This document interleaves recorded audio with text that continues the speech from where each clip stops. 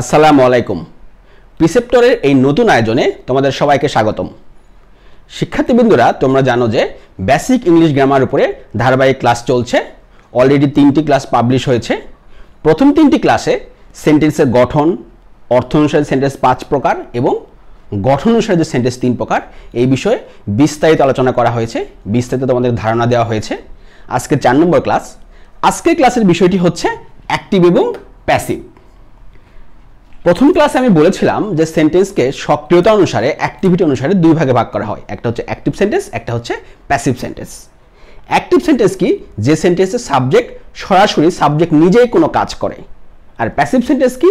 যে সেন্টেন্সে সাবজেক্ট সম্পর্কে কোনো কিছু বলা হয়।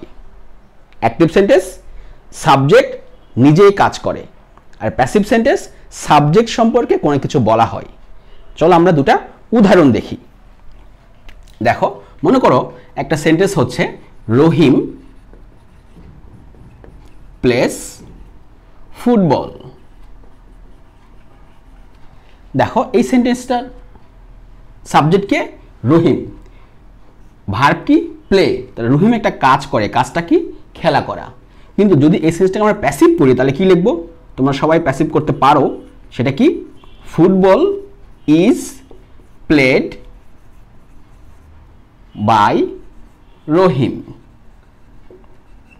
Football is played by Rahim. দেখো এখানে সাবজেক্ট কি? Subject football. এই ফুটবল সম্পর্কে একটা তথ্য দেওয়া হচ্ছে, একটা কথা বলা হচ্ছে। সেটা কি? ফুটবল রহিমের দ্বারা খেলা হয়। যদিও সাবজেক্ট ফুটবল, কিন্তু কাজ কিন্তু ফুটবল করে না। কাজ কে করে? রহিম করে। তাহলে এখানে সাবজেক্ট সম্পর্কে বলা হচ্ছে যে ফুটবল রহিমের দ্বারা খেলা হয়, কিন্তু এখানে সাবজেক্ট নিজেই কাজ করছে। তাহলে অ্যাক্টিভ সেন্টেন্স যে সেন্টেন্সে সাবজেক্ট সরাসরি কোনো কাজ করে বা সাবজেক্ট নিজেই কোনো কাজ করে। আর প্যাসিভ সেন্টেন্স যে সেন্টেন্সে সাবজেক্ট সম্পর্কে কোনো কিছু বলা হয়। এখন দেখো আমরা অ্যাক্টিভ এবং প্যাসিভের একটা গঠন দেখি। দেখো অ্যাক্টিভের গঠনটা কি? অ্যাক্টিভের গঠন হচ্ছে প্রথমে সাবজেক্ট, রহিম সাবজেক্ট, এরপরে কি? এরপরে থাকে একটা ট্রানজিটিভ ভার্ব। তোমরা আমার ভার্বের ধারাবাহিক ক্লাস, এই ধারাবাহিক ক্লাসগুলোতে ট্রানজিটিভ এবং ইনট্রানজিটিভ এই দুটি বিষয় ক্লিয়ার করা হয়েছে। তোমরা অবশ্যই সেই ক্লাসটি দেখে নেবে, তাহলে এই ক্লাসটি বুঝতে তোমাদের সুবিধা হবে। তো দেখো অ্যাক্টিভের গঠন, প্রথমে সাবজেক্ট, এরপর ট্রানজিটিভ ভার্ব, এরপরে কি? অবজেক্ট। এখানে একটা বিষয় হচ্ছে রহিম প্লেস ফুটবল। তুমি যদি এখানে যদি আর একটা অংশ আমি যুক্ত করি, রহিম প্লেস ফুটবল এভরিডে, মনে করো এখানে একটা এভরিডে আছে, রহিম প্লেস ফুটবল এভরিডে। তা দেখো অবজেক্টের পরে একটা অতিরিক্ত অংশ থাকতে পারে, সেটা কি? এক্সটেনশন। এই এভরিডে এখানে রাখলেও কিন্তু সেন্টেন্স কারেক্ট, না রাখলেও সেন্টেন্স কারেক্ট, এটা অতিরিক্ত অংশ। তাহলে একটা অ্যাক্টিভ সেন্টেন্সের মূল গঠন হচ্ছে 3টি বিষয় নিয়ে। একটা হচ্ছে সাবজেক্ট, একটা ট্রানজিটিভ ভার্ব, একটা হচ্ছে অবজেক্ট। তোমরা অবজেক্ট কি বিষয়টা জানো? সেটা হচ্ছে ট্রানজিটিভ ভার্বের পরে যেটা বসে সেটাই অবজেক্ট, অথবা সাবজেক্ট যাকে আশ্রয় করে কোনো কর্ম সম্পাদন করে সেটা অবজেক্ট। এখানে সাবজেক্ট রহিম ফুটবলকে আশ্রয় করে একটা কাজ করতেছে, কাজটা কি? প্লে। সাবজেক্ট রহিম ফুটবলকে আশ্রয় করে একটা কাজ করতেছে, কাজটা কি? প্লে। অর্থাৎ ফুটবল এখানে অবজেক্ট। আবার অবজেক্ট বের করার একটা সূত্র আছে। সূত্রটা কি? ভার্বকে যদি কি বা কাকে দ্বারা প্রশ্ন করা হয় তাহলে যেটুকু অংশ উত্তর পাওয়া যায় সেটা অবজেক্ট। প্রশ্ন করো রহিম প্লে, রহিম খেলে, কি খেলে? ফুটবল খেলে, ফুটবলটা এখানে অবজেক্ট। তাহলে অ্যাক্টিভের গঠন subject, transitive verb, object. Extension থাকতে পারে, নাও পারে। কিন্তু দেখো প্যাসিভের গঠন কি? প্যাসিভের গঠন প্রথমে সাবজেক্ট, সেটা মূলত অবজেক্ট। এই যেখানে ফুটবল ছিল অবজেক্ট, এই যে ফুটবল ছিল অবজেক্ট। তাহলে প্রথমে কি বসবে? প্রথমে বসবে সাবজেক্ট, সেটা মূলত কি? অবজেক্ট। এরপরে কি বসবে? একটা টেন্স অনুযায়ী হেল্পিং ভার্ব, এই যে ইজ হেল্পিং ভার্ব। এরপরে কি বসবে? এরপরে বসবে মেন ভার্ব 3, মূল ভার্বের পাস্ট পার্টিসিপল, এই যে মূল ভার্বের পাস্ট পার্টিসিপল প্লেড। এরপরে একটা কি বসবে? এরপরে একটা প্রিপোজিশন বসবে, এই যে বাই একটা প্রিপোজিশন। এরপরে কি বসবে? এরপরে কি বসবে? অবজেক্ট বসবে। এই অবজেক্টটা কিন্তু মূলত সাবজেক্ট, কারণ এই সেন্টেন্সে কাজ কে করে? কাজকে ফুটবল করে না রহিম করে? রহিম করে। যদিও রহিম প্রিপোজিশনের পরে বসেছে, রহিম এখানে অবজেক্ট, কিন্তু রহিম কিন্তু মূলত সাবজেক্ট। তাহলে একটা বিষয় খেয়াল করো, সেটা হচ্ছে যখন আমরা অ্যাক্টিভ প্যাসিভের চেঞ্জে আসবো তখন একটা বিষয় খেয়াল রাখো, সেটা হচ্ছে অবজেক্ট সাবজেক্ট হবে। অ্যাক্টিভের অবজেক্ট প্যাসিভের সাবজেক্ট হবে, অ্যাক্টিভের সাবজেক্ট প্যাসিভের অবজেক্ট হবে। এরপর একটা টেন্স অনুযায়ী হেল্পিং ভার্ব বসবে, মূল ভার্বের V3 হবে, প্রিপোজিশন বসবে। এখন পার্থক্য কি দেখো, পার্থক্য হচ্ছে অ্যাক্টিভে কিন্তু আমাদের মূল বিষয় হচ্ছে তিনটি, অ্যাক্টিভের গঠনে মূল বিষয় হচ্ছে তিনটি, সাবজেক্ট, ট্রানজিটিভ ভার্ব, অবজেক্ট। কিন্তু প্যাসিভের গঠনে মূল বিষয় কয়টি? দেখো মূল বিষয় কিন্তু আমাদের এখানে 5টি, subject, helping verb, main verb, preposition, object. তাহলে এখানে বিষয় 3টি, এখানে বিষয় কি 5টি। তাহলে 3টি থেকে 5টি মানে কি 2টি বেশি, বেশি 2টা কি দেখো, এখানে প্রিপোজিশন কি, সেটা বাই। এই বাই কি এখানে ছিল? প্রিপোজিশন ছিল না, ছিল না। তার মানে কি এই বিষয়টা অতিরিক্ত। আবার দেখো ইজ প্লেড, ইজ, এই ইজ কি এখানে ছিল? না, ছিল না, ইজটা এখানে অতিরিক্ত। এখন তোমাদের মনে একটা প্রশ্ন জাগতে পারে, সেটা হচ্ছে যে আমরা জানি ইজ তো বসে প্রেজেন্ট কন্টিনিউয়াসে, ইজ বসে প্রেজেন্ট কন্টিনিউয়াসে, আর অ্যামিজারের পরবর্তী ভাবের সঙ্গে কি যুক্ত হয়? আইএনজি যুক্ত হয়। কিন্তু এই সেন্টেন্সটা তো সিম্পল ফর্ম, প্রেজেন্ট সিম্পল, এটাও প্রেজেন্ট সিম্পল ফর্ম। তাহলে এখানে কেন ইজ আসলো? এখানে যে ইজ কেন আসছে তার ব্যাখ্যা দেওয়া আছে এই চার্টটিতে। দেখো এখানে একটা চার্ট লেখা আছে, উপরে কি লেখা আছে? উপরে লেখা আছে হেল্পিং ভার্ব, উপরে লেখা আছে হেল্পিং ভার্ব, সাহায্যকারী ভার্ব, অক্সিলারি ভার্ব।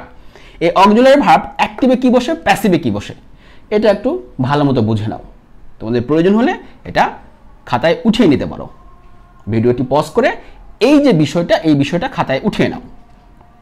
দেখো এখানে একটা বিষয় যে প্রেজেন্ট সিম্পলে অ্যাক্টিভে হেল্পিং ভার্ব কি বসে? ডু বা ডাস। কিন্তু প্যাসিভে কি বসে? প্যাসিভে বসে অ্যাম ইজ আর। পাস্ট সিম্পলে অ্যাক্টিভে হেল্পিং ভার্ব বসে ডিড, কিন্তু প্যাসিভে কি বসে? প্যাসিভে বসে ওয়াজ অথবা ওয়ার। ফিউচার সিম্পলে অ্যাক্টিভে হেল্পিং ভার্ব বসে শ্যাল অথবা উইল, কিন্তু ফিউচার সিম্পলে প্যাসিভে কি বসে? শ্যাল বি অথবা উইল বি। মজার একটা বিষয় কি দেখো, এই যে am is are, was were বা শ্যাল বি, উইল বি, এই যে এই 3 রকমের হেল্পিং ভার্ব কিন্তু আবার দেখো present continuous, past continuous, future কন্টিনিউয়াসের অ্যাক্টিভে বসে। এই যে am is are, was were, shall be, will be. ভালো করে বিষয়টা বোঝো। কন্টিনিউয়াসে অ্যাক্টিভের যে হেল্পিং ভার্ব, কন্টিনিউয়াসে অ্যাক্টিভের যে helping verb am is are, was were, shall be, will be, এই হেল্পিং ভার্বগুলো কিন্তু সিম্পলের প্যাসিভে বসে। সিম্পলে প্যাসিভে যে হেল্পিং ভার্ব এগুলো অ্যাক্টিভে কন্টিনিউয়াসে হেল্পিং ভার্ব, সেম। বিষয়টা নিশ্চয়ই বুঝতে পারতেছো। এখন দেখো কন্টিনিউয়াসে যে হেল্পিং ভার্বগুলো আছে অ্যাক্টিভে, প্যাসিভ করার সময় ঠিক এর সঙ্গে একটা কি যুক্ত হচ্ছে? এটা বিং যুক্ত হচ্ছে। দেখো বিং, বিং, বিং। যেমন অ্যাম ইজ আর বিং অর্থাৎ am being, is being, are being. Was were being অর্থাৎ was being, were being. Shall will be plus being অর্থাৎ shall be being, will be being. তাহলে continuous টেন্সগুলোতে অ্যাক্টিভে যে helping ভার্বগুলো বসতেছে, just এটার সঙ্গে কি আসতেছে? একটা বিং আসতেছে। একইভাবে দেখো পারফেক্ট টেন্সে অ্যাক্টিভে যে হেল্পিং ভার্ব বসতেছে হ্যাভ, হ্যাজ, হ্যাড, শ্যাল অথবা উইল হ্যাভ অর্থাৎ শ্যাল হ্যাভ, উইল হ্যাভ। তাহলে পারফেক্ট টেন্সে অ্যাক্টিভে যে হেল্পিং ভার্ব বসতেছে ঠিক প্যাসিভের সঙ্গে কি আসতেছে? একটা প্যাসিভের সঙ্গে একটা বিন আসতেছে। এই যে হ্যাভ অথবা হ্যাজ বিন অর্থাৎ have been, has been, had been, shall have been, will have been. তাহলে বিষয় 3টা কি? 3টা গুরুত্বপূর্ণ বিষয় এই চার্টে, সেটা হচ্ছে সিম্পলে প্যাসিভের হেল্পিং ভার্ব, কন্টিনিউয়াসে অ্যাক্টিভের হেল্পিং ভার্ব। সিম্পলে প্যাসিভের হেল্পিং ভার্ব, কন্টিনিউয়াসে অ্যাক্টিভের হেল্পিং ভার্ব। আবার কন্টিনিউয়াসে অ্যাক্টিভের যে হেল্পিং ভার্ব আছে প্যাসিভ করার সময় জাস্ট তার সঙ্গে একটা বিং আসবে। আবার পারফেক্টে অ্যাক্টিভের যে হেল্পিং ভার্ব আছে প্যাসিভ করার সময় জাস্ট তার সঙ্গে একটা কি আসবে? বিং আসবে। এটা BEEN, এটা BEING। এখানে আরেকটা বিষয় খেয়াল রাখো, দেখো এখানে কিন্তু টেন্স দেওয়া আছে মোট কয়টি? 9টি। টেন্স মূলত কয়টা? 10টা। Present perfect continuous tense, past perfect continuous tense এবং ফিউচার পারফেক্ট কন্টিনিউয়াস টেন্স এখানে উল্লেখ করা হয়নি, কারণ ওই 3টি টেন্সের ব্যবহার খুবই কম।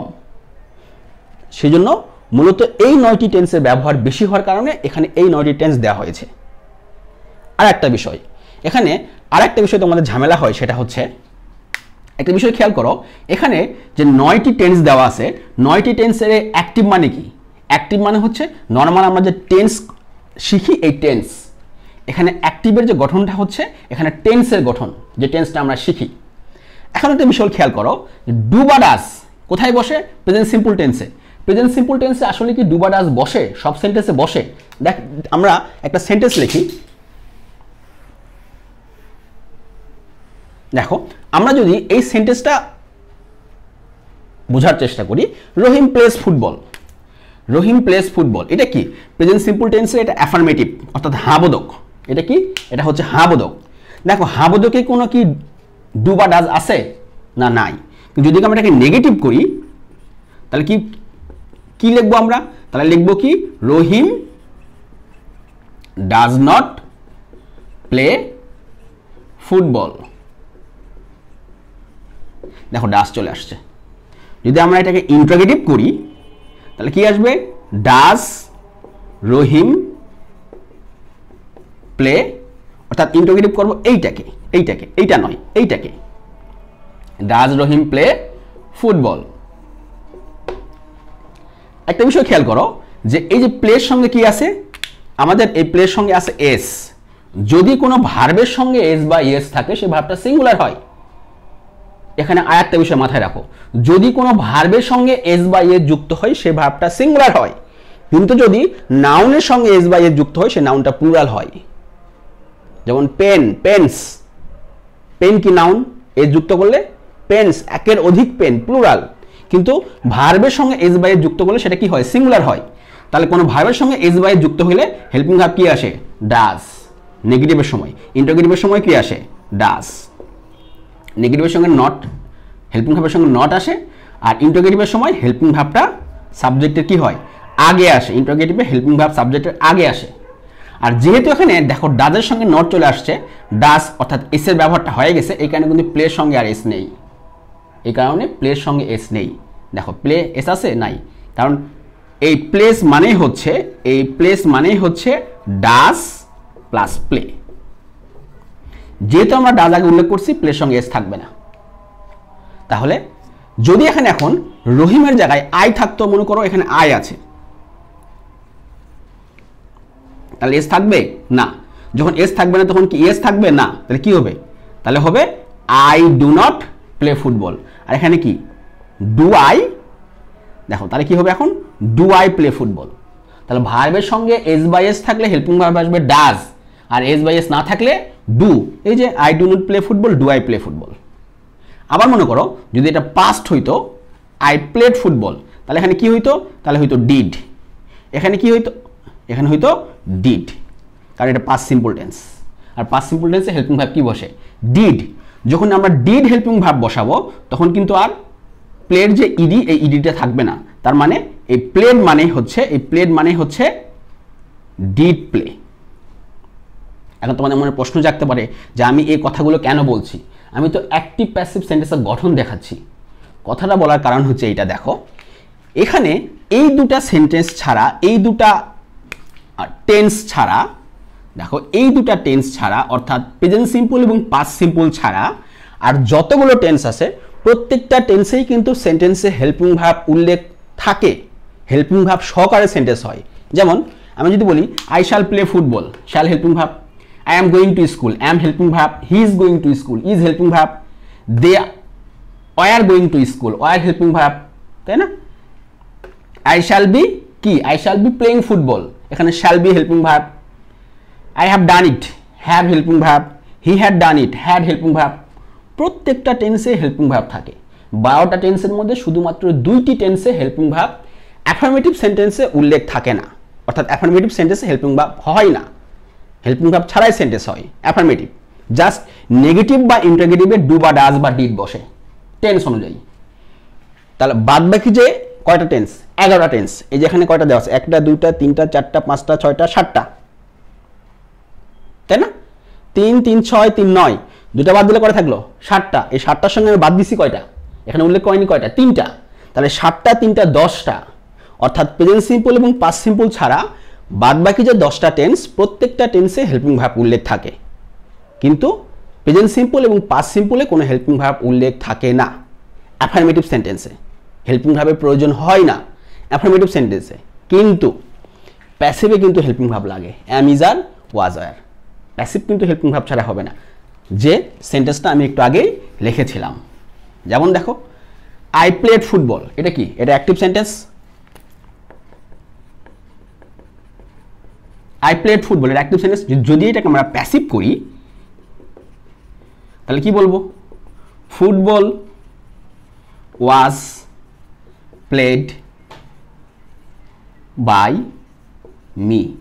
দেখো আমি একটু আগে বললাম যে অ্যাক্টিভের গঠনে কয়টা বিষয় থাকে, কয়টা ওয়ার্ড থাকে? তিনটা, একটা, দুইটা, তিনটা। পাইছি আমরা তিনটা, মূলত তিনটা। এক্সটেনশন থাকলে সেটা চারটা, এক্সটেনশন অতিরিক্ত অংশ থাকতে পারে, নাও পারে, কিন্তু মূলত কয়টা? তিনটা, 1 2 3। কিন্তু প্যাসিভে কয়টা বলছি? প্যাসিভে বলছি 5টা। এই যে 1টা 2টা 3টা 4টা 5টা। তাহলে এখন মনে করো আমরা এই প্যাসিভ সেন্টেন্সকে কি করব? আমরা অ্যাক্টিভ করব। এই প্যাসিভ সেন্টেন্সকে আমরা কি করব? অ্যাক্টিভ করব। এখন প্যাসিভকে যখন আমরা অ্যাক্টিভ করব, প্যাসিভ বিষয় কয়টা? 5টা। আমাদের অ্যাক্টিভে লাগবে কয়টা? 3টা। তার দুটা বিষয় মাইনাস হবে। কোন দুটা বিষয়? এই যে প্রিপোজিশন এবং এই যে ওয়াজ। কারণ ওয়াজ কোথায় বসে? ওয়াজ প্যাসিভে বসে। পাস্ট সিম্পল টেন্সের, এটা past simple tense, past simple টেন্সের প্যাসিভে ওয়াজ বসে, অ্যাক্টিভে কি বসে? ডিড। এখন তোমরা এই জায়গাটায় ভুল করো বা তোমাদের মনে প্রশ্ন জাগতে পারে, তাহলে অ্যাক্টিভ করার সময় কি আমরা ডিড নিয়ে আসবো? না, আমরা কিন্তু অ্যাক্টিভ করার সময় ডিড আনবো না। তার কারণ কি? দেখো আমরা এটাকে আগে অ্যাক্টিভ করি, তাহলে আমাদের এই দুটো বাদ গেলে থাকলো কি? Subject verb object, subject verb object, subject transitive verb object. এখন ভার্ব চেঞ্জের মূল থিওরি কি? সাবজেক্ট অবজেক্ট হয়, অবজেক্ট সাবজেক্ট হয়। তাহলে এটাকে আমরা অ্যাক্টিভ যখন করব তখন মিটা প্রথমে এসে আই হবে, মিটা প্রথমে এসে আই হবে। এরপরে কি? মূল ভার্ব বসবে, ট্রানজিটিভ ভার্ব, সেটা কি? Played, I played. এরপরে কি? সাবজেক্ট অবজেক্ট হবে, সেটা কি? ফুটবল। এখন যে কথাটা বললাম, এখানে ওয়াজ ওয়্যার বসে কিসে? প্যাসিভে, পাস্ট সিম্পল টেন্সে। আর পাস্ট সিম্পল টেন্সে অ্যাক্টিভে কি বসে? ডিড। এখন ডিডটা কিন্তু নেগেটিভ এবং ইন্ট্রোগেটিভে বসে। ডিড বসে নেগেটিভ এবং ইন্ট্রোগেটিভ। অ্যাফার্মেটিভে কি ডিড বসে? না, অ্যাফার্মেটিভে ডিড বসে না। এটা তো অ্যাফার্মেটিভ সেন্টেন্স, এখানে তো ডিড থাকবে না। কারণ কি? এখানে একটা বিষয় হচ্ছে এই যে প্লেড, এই প্লেড মানেই হচ্ছে ডিড প্লাস প্লে। আমি যখন প্লেড বলতেছি তা স্বাভাবিক এই প্লেডের মধ্যে কিন্তু ডিডটা আছে, কারণ প্লেড মানে হচ্ছে ডিড প্লাস প্লে। বিষয়টা বুঝতে পারতেছো যে আমাদের এই চারটি কত গুরুত্বপূর্ণ? অ্যাক্টিভ প্যাসিভের আমরা গঠন শিখি, বা আমরা অ্যাক্টিভ থেকে প্যাসিভ বা প্যাসিভ থেকে অ্যাক্টিভ যখন চেঞ্জ করবো, যেটাকে আমরা ভয়েস চেঞ্জ বলি, তখন এই চারটি আমাদের অনেক গুরুত্বপূর্ণ। তাহলে আজকের ক্লাসটা এখানেই শেষ। সামনের ক্লাসে আমরা কিভাবে আমরা অ্যাক্টিভ থেকে প্যাসিভ এবং কিভাবে আমরা প্যাসিভ থেকে অ্যাক্টিভ করব এই বিষয়ে বিস্তারিত আলোচনা করা হবে। আজ এই পর্যন্তই। সবাইকে ধন্যবাদ। আসসালামু আলাইকুম।